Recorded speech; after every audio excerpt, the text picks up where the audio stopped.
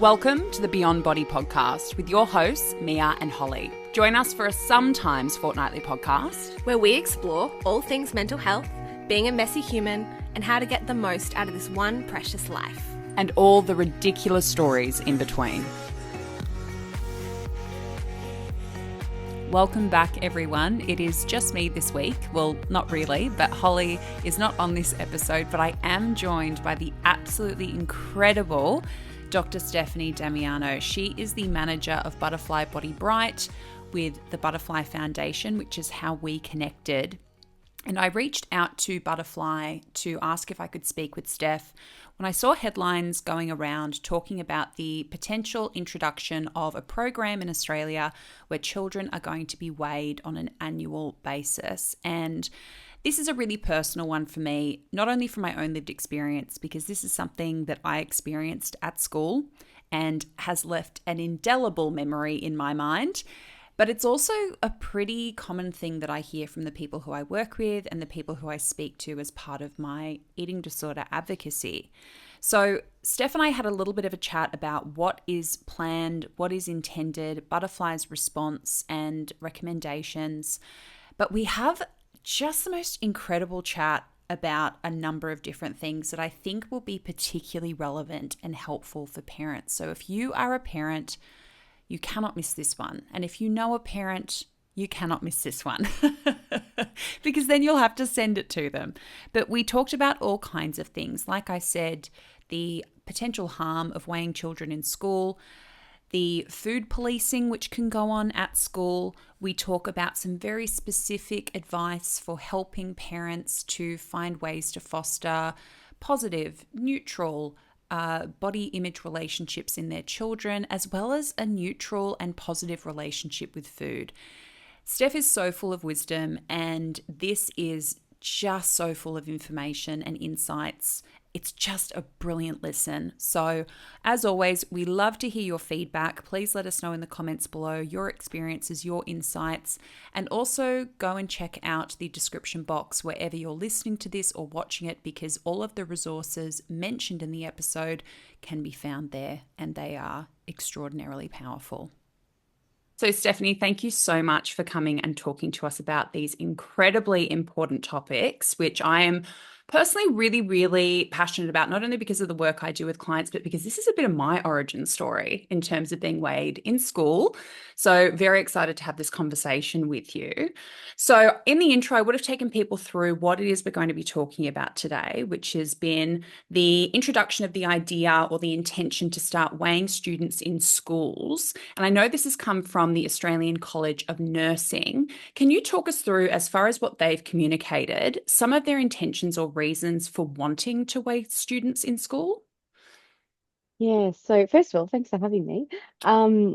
It's an interesting one. So it seems like what they're recommending is that every school-aged child in Australia should have access to a suitably qualified registered nurse to provide care and guidance to ensure the maintenance of what they've termed healthy weight. I see. But the focus is obviously very much on obesity prevention.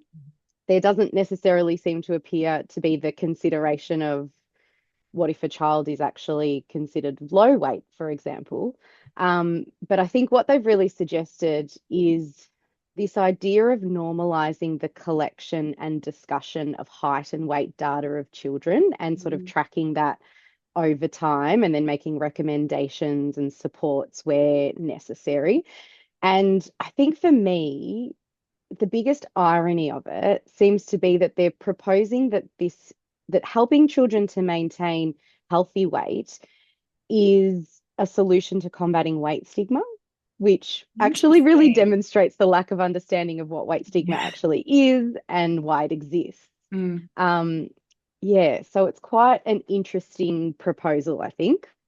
I do find this conversation about, weight stigma and sort of these very sort of healthist sort of conversations that I have even just out in the wild, very often at the hairdresser, when what I do comes up with someone I'm talking to, we'll usually start to see this thing where they understand eating disorders, but then they've got this whole set of beliefs, which you and I would know belong in that sphere of concerns.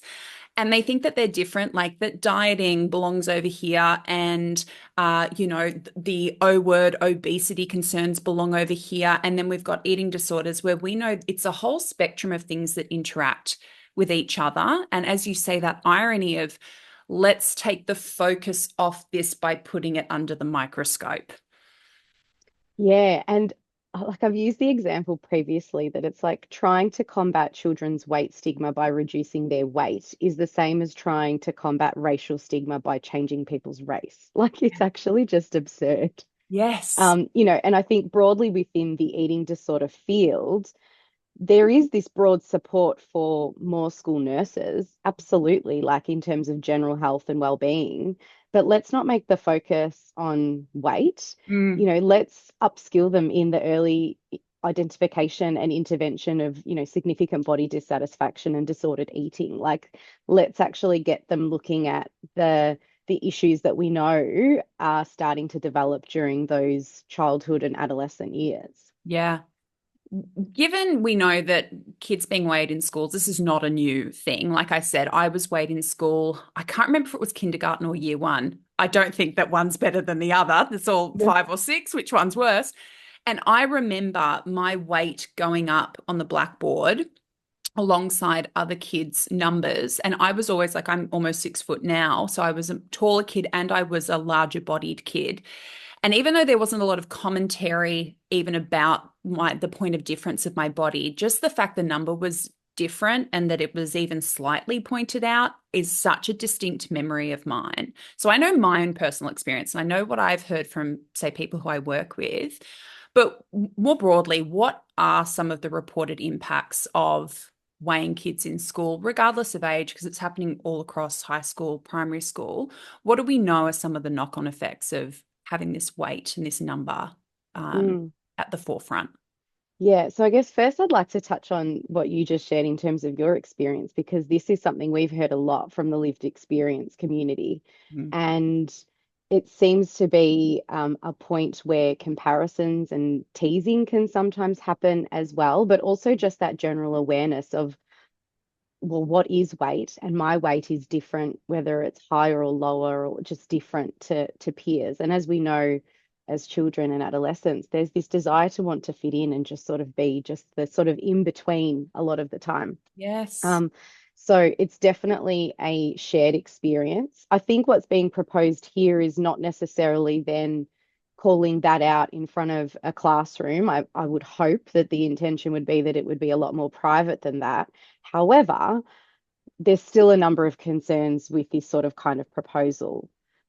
First of all, we've got research from around the world, from other places around the world, that have shown that school-based weighing of children and reporting of their BMI doesn't actually decrease BMI or increase health outcomes. So not even these sorts of programs are not even having the intended outcomes that they're set out to have.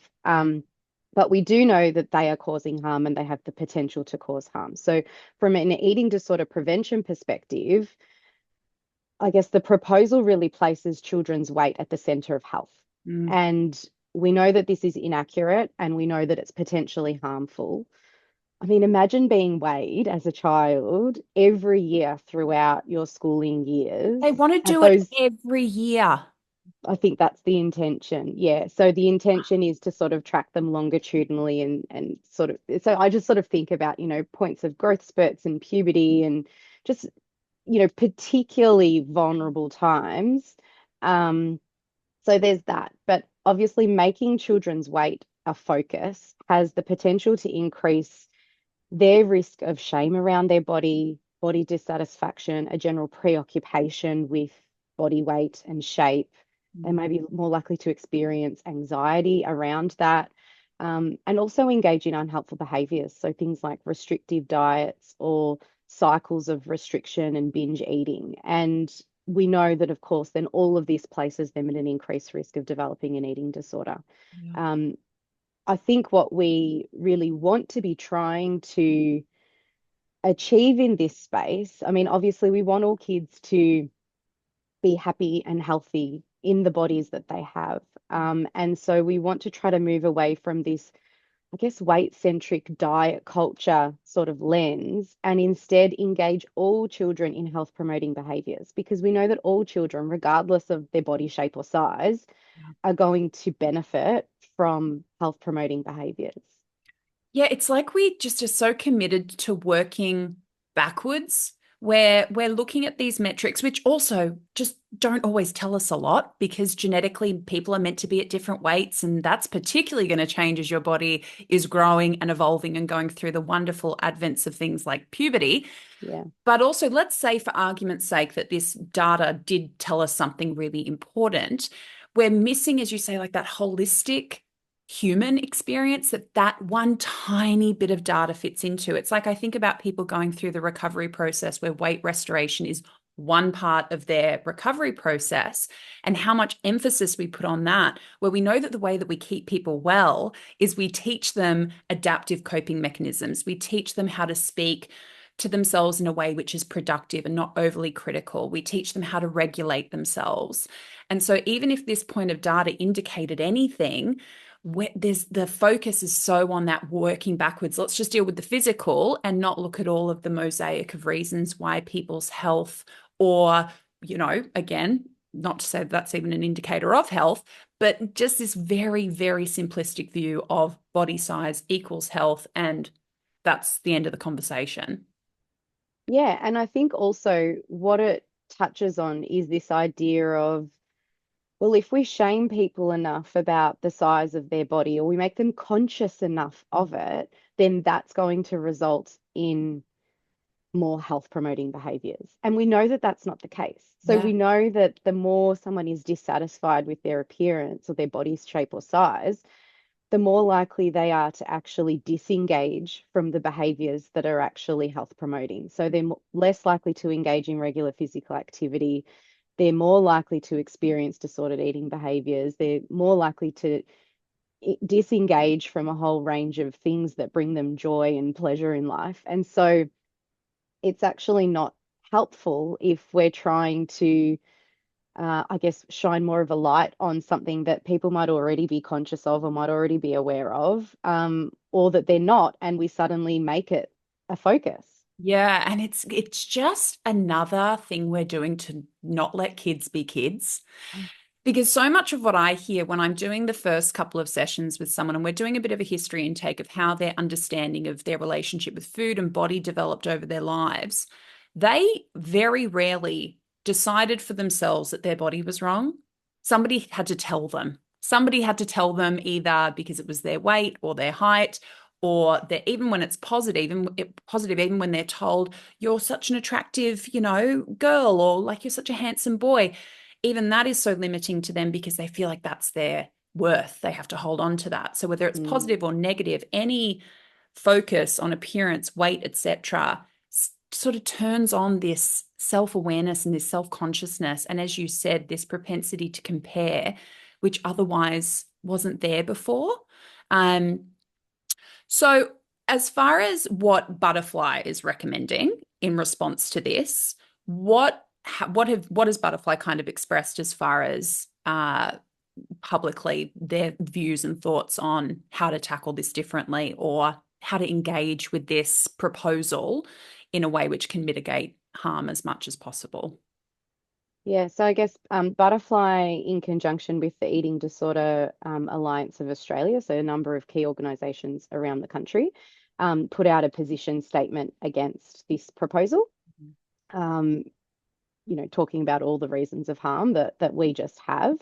In relation to, I guess, how we can, I guess, better deal with this issue or concern is sort of touching back on what I said around encouraging health promoting behaviors for all children. So regardless of their body shape or size, all children are going to benefit from regular movement that's joyful for them. It's not about punishment or weight loss, eating a variety of foods for nourishment, fuel, but also enjoyment, But then it's also thinking about, adequate sleep and gentle dental hygiene and, Yeah. all the things that actually help us to be healthy and well in our bodies. Mm. And so it's really about how do we broaden, as you said before, broaden that definition of health and see it more holistically. And that's what we want to be promoting from childhood right through to adulthood Mm. is looking after ourselves and our bodies in its entirety and not that focus on weight. So it's, health, not weight approach. Yeah, and in that individualized way too, where it's, you're going to have people with different health considerations that can't be homogenized or, just chuck all these kids into one category and then grade them as far as this one metric of, again, quote unquote health. Yeah. Yeah. It's just, yeah, it's amazing to me that we're still having this conversation about this in 2024, as I'm sure it would be to you. This actually brings up for me another subject. I've seen a lot, especially on social media and with my girlfriends who have kids, a lot of talk about even food that kids are taking to school in terms of kind of being graded by, I don't know if it's teachers who send the notes back or, have a little word about not including maybe something which is more of a sort of like convenient snack food, whether or not it's chips or it's like a little chocolate bar or something like that. Um, as far as that side of things, have you seen anything as far as that being having a negative impact as well, or parents coming to talk to you about that with just this level of confusion about, well, we're being told make all foods okay, and then school is kind of interrupting that more intuitive relationship with food parents are trying to foster where they are. Are we seeing any sort of negative impacts as far as some of that food policing going on at school? So we certainly hear a lot about food policing. And it's something that particularly within BodyBrite, which I know we'll probably talk about later on, but it's something that we really wanted to address because we know that it can be an issue within the school space and that teachers feel sometimes that it is their role. It very much depends on the school environment, though, from my experience and just the work that we've done with schools. I can say that I've actually experienced this personally when my children Really? were at kinder. And you're like, wait Um, till I tell you what I do for a living. oh, it was, yeah, look, it was quite a conversation, but it was really interesting because there are situations in which, as a parent, you might send your child with something that, you know that they will eat. And sometimes you just want to make sure that they've got enough to eat in the day and that they will actually eat what's in their lunchbox when they're there for a whole day. Um, and then where I find, or where I personally found the tension, was that it's like it wasn't okay to send a particular food in the lunchbox, Mm. but then when it came to end of year celebration, everything that then was on offer was, I guess, sort of loosely fit within that category of lower nutrients sometimes. But I don't like to kind of use that dichotomy, but it's like they're the sorts of, celebration foods Or what that the were then average on person offer. is still calling like junk food, and which obviously Correct. we majorly steer away from, but probably, Yes. yeah, there's some people listening to this being like, yeah, junk food. And we're like, well, no, but yes. No. Correct. So, really mindful of the language. Yeah. And so that was part of the conversation that it was just like, well, that's really confusing for children who are trying to work their way through the world and their relationship with food and eating, that they're not allowed to eat this at kinder on a regular day, but then they can have that at a point of celebration. Mm. Um, and I think that there's, just a tension in that just didn't make sense to me. One of the big recommendations that we have in this space is around understanding that children have different dietary needs and different dietary preferences. Yes. We're certainly learning a lot more in this space around neurodivergence Hmm. and food preferences. Um, and I think increasingly we need to respect that more and educate educators Yeah. on that space for kids. Yes, I will often hear from parents, particularly with kids with ARFID, so obviously avoidant restricted food and intake disorder, who have very strong preferences. And they are usually maybe with some of those foods where that parent is then being judged because they might be the more convenient foods or more like in the beige color group of foods, right? And they'll be judged for all kinds of things that they're too much of a lax parent or that they're even a neglectful parent. And it's again, it's just having this lens of knowledge that you go out in the world with and just realize how uh, very shallow people's understanding is of the complexity of some of these things. That in some ways we're overcomplicating it, but we're also leaving out the nuance of how to meet people and treat people individually. It speaks to what we were talking about with the weight, just our hyper focus is really embedding these kids with this level of awareness and hyperfixation so early on that if we just didn't interrupt their natural little intuitive feelings about these things, would just kind of turn into a pretty intuitive adult relationship with food. Yeah, and I think you touch on that so perfectly in terms of just not having those hard and fast rules. And, we know that restriction of any sort is more likely to result in overconsumption or binge eating when a food is available. And we see that in kids as well. So we know that, and not to shame any parents by any means, but in households where, chips or chocolate or lollies are so highly restricted, Mm. then when they are available, you do see that children then aren't able to sort of regulate when they've had enough or not because it's just like, wow, this food and so exciting. And so it's like sometimes, and it's hard, it's really hard as a parent to just try to take that, I guess, that specialness from those foods away. Mm. Um, which I don't want to downplay how hard that is because obviously they're designed to be super delicious It tastes and great. desirable. So it's totally understandable why it's a real challenge, I think, for parents. But I also think, and I always like to fall back on the idea that children actually can't learn what overconsumption or too much feels like if you never give them the opportunity. That is And such a like great point. I think about, my kids and like, we celebrate Easter and so there's a chocolate egg hunt and it's like over the years, I have to even myself sort of sit back sometimes and just go, okay, just see what happens. Mm. And over the years, I've just been totally, I guess, amazed, but not amazed because I know that this happens. And I know that our bodies can do this. But the amount of times that it's like, oh, mum, I really want to have like, this chocolate bunny on a stick. And it's just like, wow, okay, it's breakfast time, but okay, it's Easter and let's go with that. Yeah. And like they might eat the ears of it and then come be like, "Oh, I'm done. I Mm. don't want any more of it." And it's just like, I think in environments where it would be like, oh no, you can't have that, and it's, that's too much, and all of that sort of negative language around it Mm.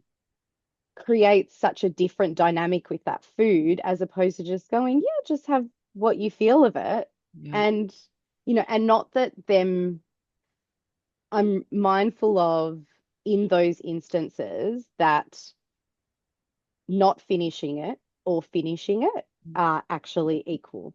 Fine. So Yeah. it's like, it's not that you need to celebrate that they didn't finish it. It's actually celebrating the fact that they've listened to their body and what it Mm. needs.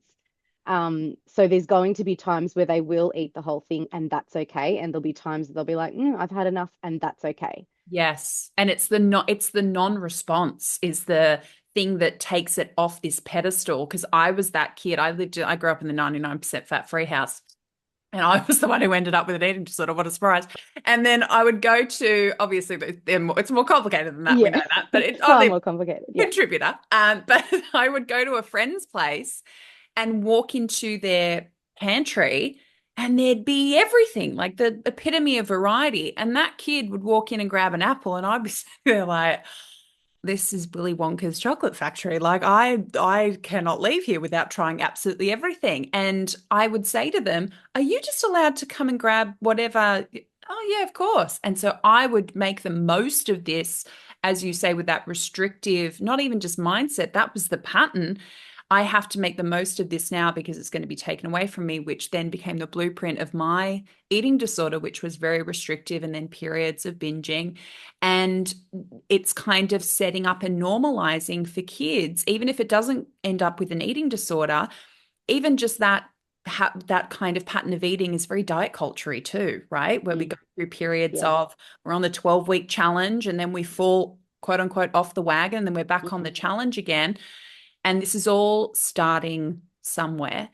But the work that Butterfly is doing, which I am so stoked about, because when I hear about the BodyBrite program and I think about little Mia, who was 5'11", so little might not be the word, but still, she needed something like this so desperately because I often say, especially in anything that I do with Butterfly where we talk about body image, I had no alternative. There was no other messaging other than make your body smaller, otherwise you will be criticized, judged, and rejected, and there is no alternative to that. So we know that Butterfly is championing these messages through BodyBrite. Can you tell us a little bit about what those messages are, what the program is, what the intentions are there with this wonderful program that you're running? Yeah, thank you. I'm very proud of Body Bright. Like, I feel like it obviously fills an important gap in terms of what is available from a young age, and particularly within the school environment. You know, we know that body dissatisfaction is developing for children, for far too many children from a young age. Yeah. But we also know that we can be upskilling schools and teachers, families, students themselves to be empowered to promote positive body image and that healthy relationship with eating and physical activity. And so that's really the goal of Body Bright. And we do that by offering resources for a whole of school approach. So it's about recognizing that at a school policy level, at a staff education level, at a classroom level, at family level, everyone can play a role in promoting this for students. And Mm, so I guess the key messages, or there's 6 key themes within Body Bright, and it's around being brave against appearance teasing, which we know is so common within the school environment, yeah. being resilient to unhelpful media messages. We know that the media, conveys very unrealistic and unattainable ideals around appearance. And so if we can be getting kids thinking critically about that from an early age, then great. Eyes for inclusive. So this one's really about them being inclusive of all body shapes and sizes. So we're really trying to target those weight stereotypes that the research tells us start developing before they even get to primary school. So we really want to create environments where they are inclusive of all bodies. Everybody belongs. Mm, We want to help them to be grateful in the bodies that they have. So really tapping into that body appreciation, and gratitude.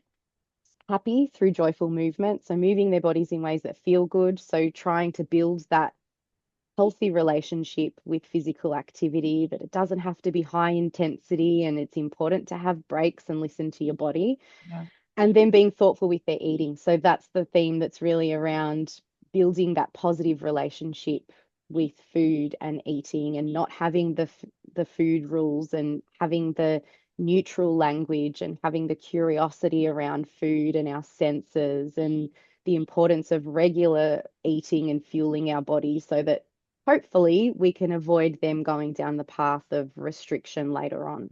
Yeah, I love the inclusivity one in particular because in reading through some of and I'll link everything in the show notes because I think, especially for parents, it is so important to go and read through some of the data which is coming out of, as you say, some of that research, even insofar as how diverse bodies are shown in children's media or in the media in general. If there's a lack of that, it shows up in terms of, kids who identify people in thinner bodies as being more morally good or kind or popular. And that if they see a child in a larger body, that child is less likely to be enthusiastically invited to a birthday party.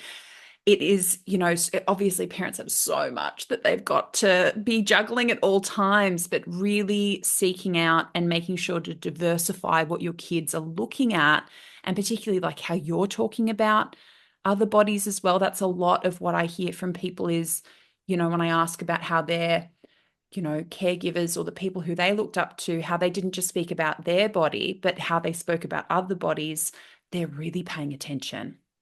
They really are.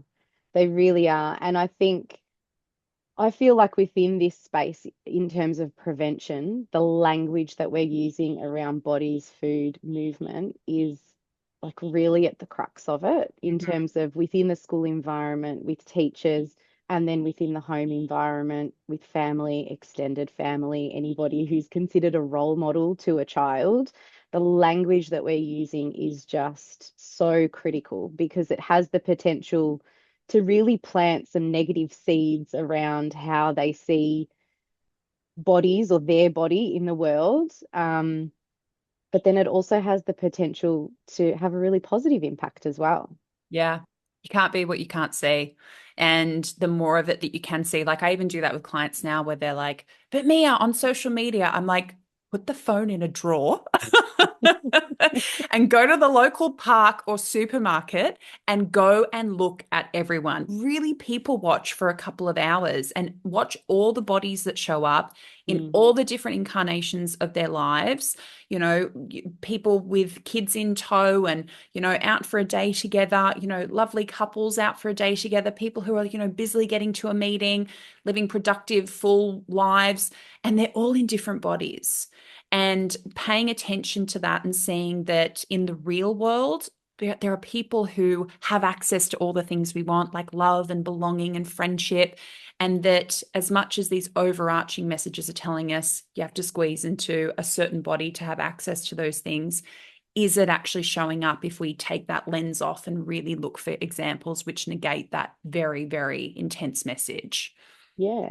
And I think that this is a message that starts from really young. And I think, and in conversations with parents a lot, I talk about how, when they're babies and we go to those maternal health checks and they get weighed and it's just all about ensuring that they're growing and they sort of track them on this growth chart and it's accepted that children will sit anywhere along that percentile chart Yeah. and they're supposed to. But then it's like as we get older, we're all supposed to sit in this really narrow size. And it's Yeah. like, but if we didn't from the beginning, why would we later? Mm. And I won't go obviously, weight science and all the complexity around what actually determines someone's weight, but just, sort of thinking back to this proposal of weighing children. And it's like, how is it that we accepted that diversity exists when they're babies, but Mm. then just shouldn't later?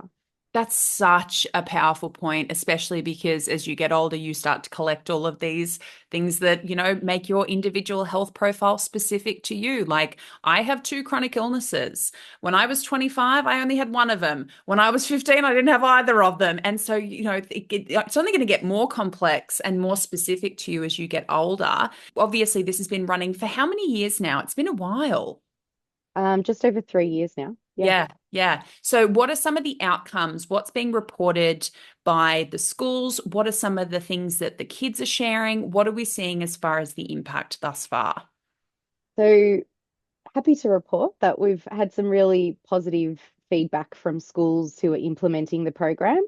And it's always really nice, I think, when you hear from schools who are using the program that they think that every primary school should have the program. Like that's a really amazing feeling.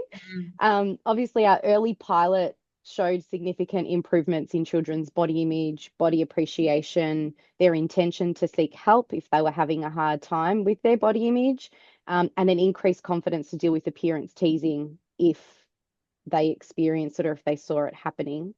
But what we're also hearing more recently, sort of direct feedback from students, is that they're feeling more confident in their body. Wow. They're feeling like they can stand up for themselves and their body. Hmm. But then what's also really nice that's shining through is that inclusiveness. And that inclusion of all bodies, because I think that's so key for so many different reasons in terms of helping to tackle the appearance teasing, but also just that sense of belonging and connectedness that we know that children need to experience Yeah. to I guess, really thrive. Um, but BodyBrite, I guess it's as much for the students as it is for the teachers. Yeah.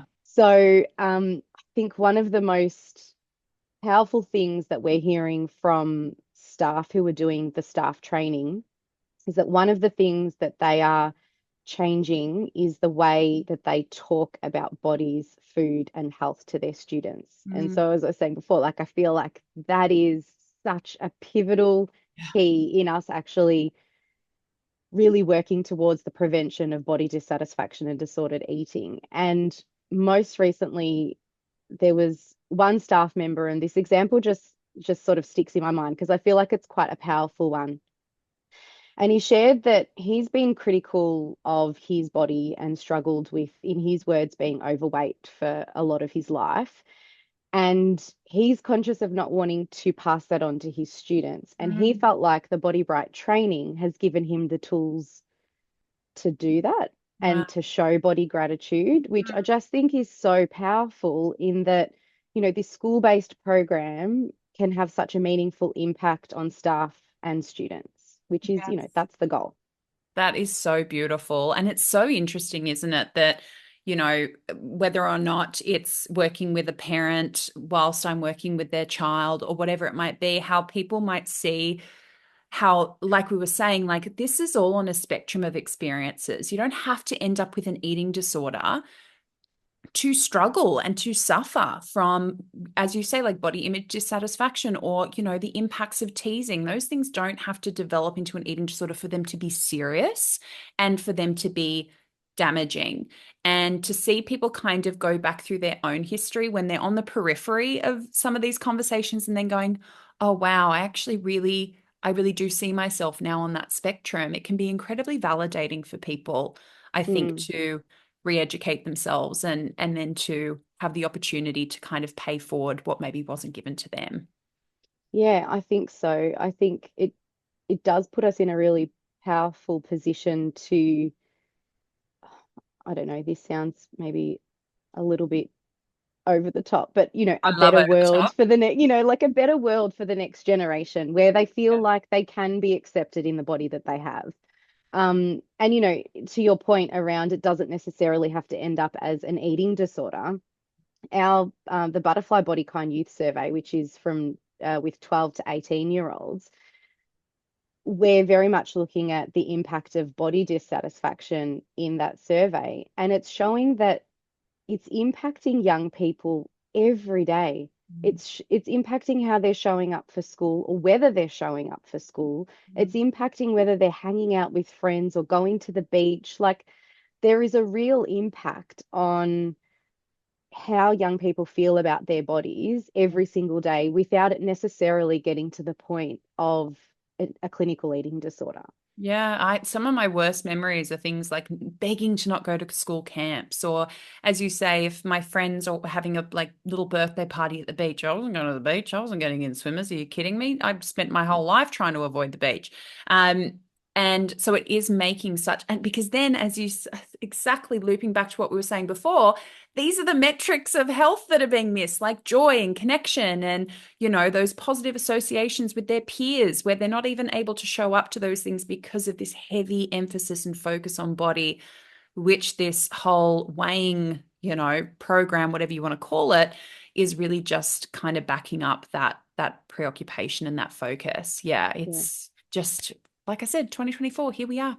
I know. So we very likely have quite a few parents listening. I know that this is one that my girlfriends are definitely going to listen to because this is probably the stuff they ask me about the most. And I'm like, look, I know body Yeah. image stuff. I'm not a parenting expert and I'm not personally a parent. So take everything I say with a grain of salt.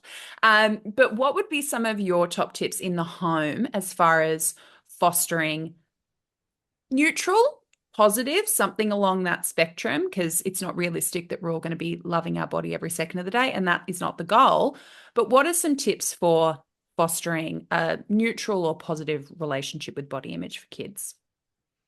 I think there's lots of things that families can be doing, parents, carers, any adult in a child's life. But to touch on your point around the, positive or neutral, I think the goal is, as you said, no one's going to feel great about the way they look all the time. Yeah. That's just not realistic. But if we can help children to be at the more positive end most of the time, then that's great. Yeah. There's times where we don't really feel anything about our body, and that's okay. Yeah. But when there are those thoughts and feelings, if they can be more positive rather than negative, then that feels like a win. But usually when I think about these sorts of recommendations, I like to probably touch on kind of three kind of core areas. So, which I touched on earlier, but the first is really around that role modeling. So the way as adults we talk about and behave around bodies, food, movement, it's just so important. So we want to avoid speaking negatively about our own bodies and that of others, which you touched on earlier as well, in terms of what are those conversations that children are overhearing about bodies, even if they're not direct comments to a child. So, instead of making comments about going to the gym because you need to lose weight, talk about going to the gym to help your heart health or to stretch your muscles, for example, or to avoid, speaking negatively about food. So I think this is a really big one around, not using those typical dichotomies of good or bad or healthy and unhealthy. Or one we're hearing a lot more about is that clean and toxic. So any of those dichotomies we know aren't really helpful. And so instead, we want to try to talk about food in more neutral ways. So simply just call food what it is. Chocolate is chocolate. It's not a treat. It's not a bad food. It's not unhealthy. It's just chocolate. So that'd be the first one. So that's really about that role modeling and that language. And I guess one of the other things was the importance of that early identification and seeking support if parents or carers do notice that something isn't quite right for a young person. It's like we know that the earlier a young person can get any sort of support, the better their outcomes are likely to be. Second, it would be being mindful of how you talk directly to your child about their body or about your child's body and eating in their presence. So obviously we want to avoid teasing them about appearance.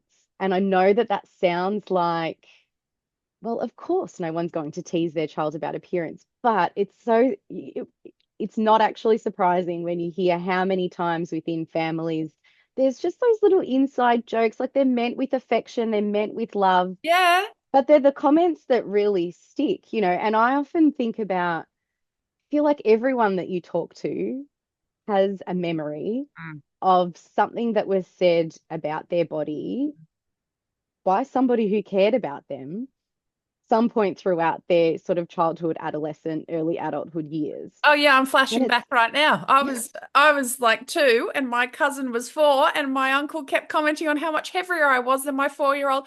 I'm there right now. I'm viscerally living that yeah. memory. You're right, we've all got them. And it's not like it's very rarely ever meant with any ill intent or harm. It's meant with love and affection. And I don't know whether it's just culturally something that it's just like a comfort place for people to just talk about appearance and that just makes everybody feel better. I'm not really sure. It doesn't make everybody feel better, of course, but so it's that appearance teasing, those appearance related I guess nicknames that to avoid and be mindful of. Also in terms of eating, it's about avoiding saying things around, oh, don't eat that because you're going to get fat, or encouraging your child to lose weight or go on a diet. We never want to encourage a child to go on a diet. But also, we know that those appearance comparisons, which you just shared, can be really harmful as well. So, making those comparisons between siblings or cousins or friends. So, we want to sort of try to avoid any sorts of appearance comparisons or negative comments. One thing I often hear is the question of, well, should we praise them for their appearance? And it's like there's some people in the space that are like, no, we should never comment on appearance ever. And it's like, well, actually, if you hear from the voice of lived experience, they long to be told that they were beautiful. Yeah. And so I always think it's not that those comments about appearance are never on the table. They certainly have a place, and I'm sure they would be welcomed. But it's about balancing that with what else you're complimenting a child on. So don't make that the key focus of who they are. And so that, I guess, leads me to my third key point, which is helping a child to appreciate that they are more than their body and they are more than how they look. Celebrate who they are. What are their interests? What are their strengths? What makes them unique? What makes them special? But then also help them to develop that appreciation for what their body allows them to do. So help them to build those gratitude statements around, our bodies are amazing, no matter their level of ability or disability. There are things that our bodies do that are amazing. Yeah. And so I think with really young children, I like to have the conversation around, what's something amazing that your body did today? Or what's something that you had fun with your body today?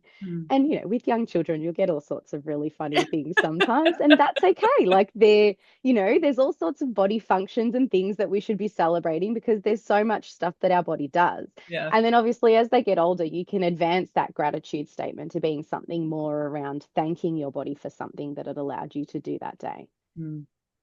Yeah, I love it. It's such a holistic approach, and I especially love that idea of it's okay. And I think a lot of these things are always case dependent. I try to stay away from anything that's really blanket because you can't apply blanket advice to anything, especially and not in this department. No. Never. And so for the most part, my policy for myself is I try to not comment on appearance. I try not to do that. But then, as you say, like my niece Nina came along. And so like her mum was over here last Friday and we were sending her a little video. And what I do is I do this long rambling, love you, Nina. Love that you're smart and funny and kind and sweet and gorgeous and so curious. And I can't wait to play with you when I come over next time. And it's just one thing dropped amongst all the more important things. And it's not backing up that that's, a really high priority. But if she is a kid who needs to hear that, then it's in there, but it's not a hierarchy of what makes her important and special. Yeah. And I think part of that as well, and, this maybe steers the conversation in a different direction, but thinking at a societal level, I feel like we can't change the importance or the meaning, not so much the meaning, but we can't change the importance of beautiful. So like, even if we think about if we go to a restaurant and we say, oh, this is such a beautiful meal, or like, beautiful is always going to be a positive thing, but I think we can try to change what beautiful means. So it's like we're beautiful for so many different reasons. And I also think it's like we're beautiful just because we are. Yes. Not that certain people are beautiful just because they fit this really strict criteria. And so I feel like part of it is trying to instill that in children as well, that it's like you are beautiful because you are you, and that's what makes you beautiful. Yeah. It's that whole thing of like I often say to clients where they're like, but Mia, attraction is a thing. And like, that's a real element of being in the world. And especially as kids get into high school and crushes and Steph, I can tell you the amount of school dances my mother dropped me off to, where I was 1.5 feet taller than every boy walking through those school gates. And I'd get out of the car and she'd turn to my stepdad and be like, it's going to be a rough night. This is going to be a really tough one when she gets home. It's a real thing. But it's just the tip of the iceberg, right? Like I say to people, when you go to a wedding, people, God forbid, are not standing up there going, when I saw your jean size, I just knew you were the one for me. When I saw that you had MyFitnessPal on your phone, I thought, this is my ride or die. We're going to be together till the end, right? And it's that concept again of like the individual, where even if we asked a kid, like, what's the most beautiful thing that you could look at? Would it be the beach or a valley or a mountain? Or they'd all say something different. And that's the same thing with human beings, is that we're all constantly being fed this funnel that we have to fit in. And we're forgetting not just our individual sense of self, but like everybody's got their individual preferences and what is beautiful to them. And hopefully it is something that's more of a mosaic of a person than just like one picture of what it looks like on the outside. And I'm reminded of that. I've read a few articles on this. I think, quite a few people in the lived experience space will often talk about how, they looked at their mother as like the epitome of what was beautiful. And then to hear their mother speak negatively about her own body was just like, well, hang on, I thought you were beautiful. You're telling me that that's not beautiful. And so it starts this whole other dialogue around bodies and appearance. Yeah. And it's the, I'm of the thought, there was a period in eating disorder spaces where it was like, this has nothing to do with the family. It's got nothing to do with the parents. And I was like, oh, I don't know that we want to go that far. But this is not about blame at No. all. So much of this is because generationally, like my mum and I have had many conversations about this. My mum looked like Princess Diana. Like she was stunning, beautiful, would hear the same kinds of comments, and she's so apologetic now. And I have to remind her, Mum, we can't shake the context of how we grew up and just in what generation we grew up in. Like when I was young, also didn't have access to this kind of language. And I've had to go back and kind of reparent myself in a lot of ways. And she's come on that journey with me, which is really wonderful. But it's just about looking at the pie chart of responsibility. Like we personally have a little bit, and our parents have a little bit, and society has a little bit, and all these things come together in the pie chart. But responsibility is not the same thing as blame. We can see the equation without then moralizing it and judging people for it. Yeah, I agree. I think parents, families are not to blame in this. I think when we look at what causes body dissatisfaction or an eating disorder, it is so much more Oh, complex yeah, than just that, or even the points that I've just raised, like prevention of body dissatisfaction and eating disorders is far more complex than those 3 points. yeah. Um, they're part of it, but like little parts of it, and it's the hope, and I guess that's part of the drive around what we do within prevention at Butterfly is if we can try to tackle all the different little environments where we can and all those different influences, then it's a step in the right direction. The goal is not about pinpointing any one particular risk factor, it's about seeing them sort of collectively. And I think the other thing with that is thinking around for parents, for any adult, for anybody, it can feel really hard to live in a body in the world that we live in. Yes. So it's about seeking support if you need it as well. So it's not about just thinking about, oh, well, how am I saying and doing these things in front of my child? Mhm. There's sometimes this idea of, well, fake it till you make it. But if you can actually do the work yourself, then that's really helpful as well. Yeah, I think that is a beautiful last bit of advice to finish off on is that, you've got to put the oxygen mask on yourself first. And in this department, that demonstration of not just healthy body image and relationship with food, but the willingness and ability to ask for help and to resource yourself is often way more powerful than even just like the practical stuff that you're trying to do. There's so much good practical advice in here, but also some things for people to go and think about across some of these broader topics. I'm going to put all the information for BodyBrite in the description box below. Is there anything else across these topics that you want us to drop in there or that you want to mention that Butterfly is doing that we can also highlight for people listening? Yeah, so I guess for families, we've got Body Bright Families resources for families of primary school age children, but then for families of teens, there's also some free resources for you Right. too. So we've got the Body Kind Families resources. So yeah, I can share those links with you to put up as well. So there's a lot of free information available to help families really try to promote that positive environment at home. Unreal. So proud, as always, to have any affiliation with the stuff that you guys are doing. It's just extraordinary to watch all the different ways that you're all making a difference. Thank you so much. Thank you so much for having me.